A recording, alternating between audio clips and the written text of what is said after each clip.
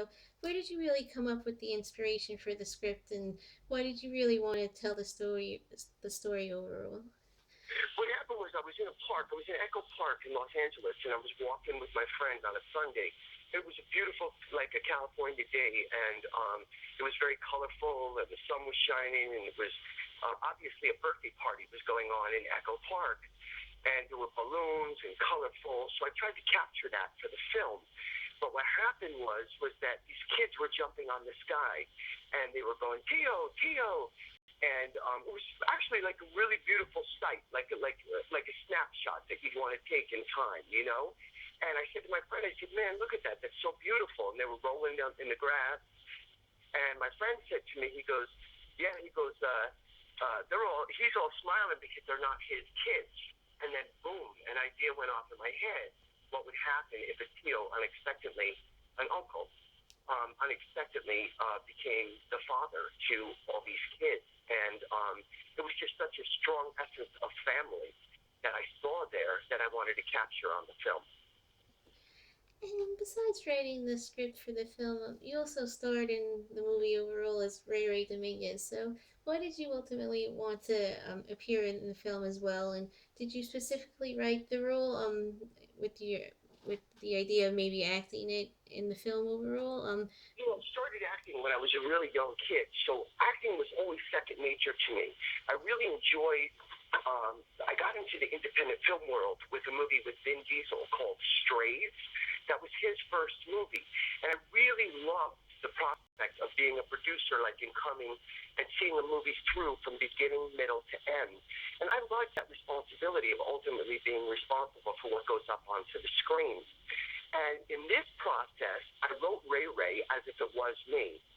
And I felt like by the end of the script, and by the end that we had the final script, I felt like I knew Ray Ray inside and out. And I knew the demanding schedule of what we had. We shot the movie in 18 days. I knew that it would take somebody that knew that character inside and out to be able to pull off what we were hoping to do in shooting the film in a short 18-day period. And I've always loved kids. So when I cast the kids, I felt such a bond with the kids that I felt it was just second nature to go into the lead role of Tio Papi.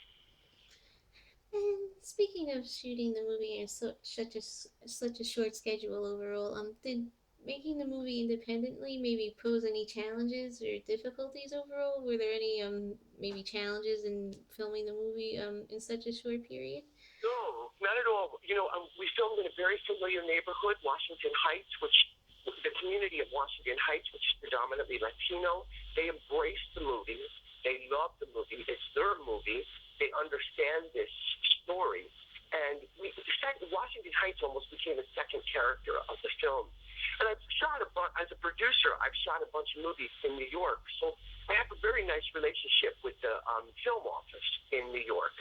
So combining a familiar neighborhood of Washington Heights and the support of the people, combined with producing a bunch of movies out of New York and having that relationship with the film commission and the Made in New York people, it kind of went like a hand into a glove. And we shot the movie and we had no problems whatsoever. And we got it in the can and we met our schedule. And the movie was directed by Fro Rojas, and this was his first movie that he directed. So, what was the experience like of working with him overall as a first time director? Okay. I wanted a director. Fro is very well known in the commercial film world of the Latin market. So I wanted a director that knew how to shoot boom and fast and concise because wanted the pace of Tio Papi to keep moving throughout the movie. On top of it, I wanted somebody who could almost capture, with him being from Miami, Florida, I wanted to capture that feel of being a fish out of water, like the kids coming into the city, and I wanted to capture that as well. On top of it, I interviewed a bunch of directors, primarily from Miami, as Miami plays a secondary character in the film as well. And he's from Miami, and then when I met Fro and I had seen his commercial work, I met him personally on a one-on-one basis, and I always believed in going with that. And his story is such that he left Miami and moved to California to pursue his dream as an editor. And what happened was and the director. And what happened was his mother died very unexpectedly. And he immediately had to pack up his stuff from Los Angeles and move back to Miami and raise his sister, who was a young girl at the time. And it felt coupled with that, with his experience, coupled with his own life experience, I felt he was the perfect person to direct the film. And the movie was nominated for 5 Imaging Awards this year. So, what was your reaction when you found out that the movie was nominated for so many awards and that critics were embracing the film overall? Extremely overwhelmed and very humbled at the same time.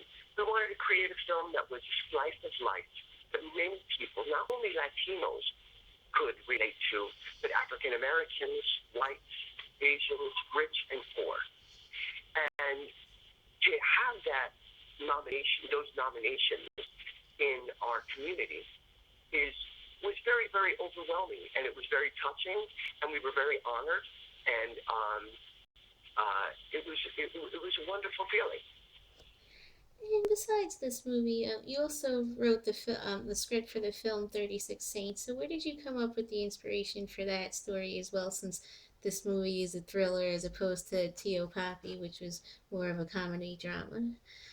Well, I always had the passion for understanding like the supernatural. 36 Saints came from an idea that I had heard based on the Talmud, which and it fascinated me that there are 30 people alive on this planet. And because they're alive on this planet, the world does not erupt into chaos. And I thought that that was such a fascinating idea, and I visited Israel recently, right before I wrote the script, and I had a unbelievable experience in Israel, and I just thought it was amazing. And I wanted to capture the religious experience, coupling it with the idea of this basic ancient mysticism that is known throughout the Talmud and believed by a ton of people. And I wanted to capture that on film and bring that story to life. And besides writing and acting in both films, you also were a producer on the movies as well, like you mentioned earlier. So, why did you ultimately want to produce the films as well? And do you feel that maybe acting as a producer on the movies maybe influenced the way that you wrote them or acted in them as well? I think as a producer, you take on the responsibility of what ultimately winds up on screen. I've been involved in a lot of projects where I was just the actor over many years as I've worked in a lot of movies.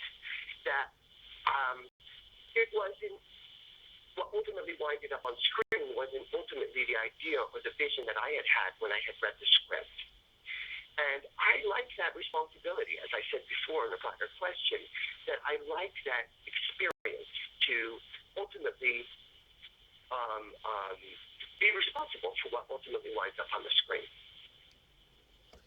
And both films are being released under your new production company, Active Fox Productions. So, what did you find it important to maybe start the company and really support Hispanic filmmakers overall? Well, I felt that we had the community and we had the vision of what we wanted to do. We were very fortunate that the theaters saw both the films and wanted both of the films. So we were very, very fortunate in that case. But I think that we wanted to release them in a way that, where we had an idea or we felt that the communities would relate. And I think no better people to do that as we've tested the movies over and over before we released the strategy of the pattern of what we wanted to, where we wanted to release the film and when. And I felt that it was the perfect timing with Tio Papi being almost a back to school kind of feel and 36 Saints being the movie for Halloween, which, as you know, it takes place during that time. And I thought the timing was just right, and I had tested it in the communities that we were releasing the film, and we had a nice reaction from them. So we ultimately decided to release them both on the 6th of September. And besides being an actor and producer and screenwriter, do you have any interest in maybe directing films in the future? do. I do. I don't have that natural ability. I think experience and what I'm doing is the greatest gift for getting that.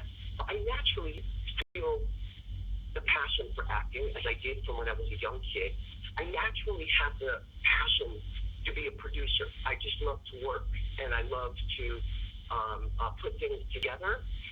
Directing, I don't actually, and writing, I like the idea of I like the idea of having the story and being responsible for the story and being cohesive for what ultimately is written on the page, which you shoot, and then ultimately will wind up on screen.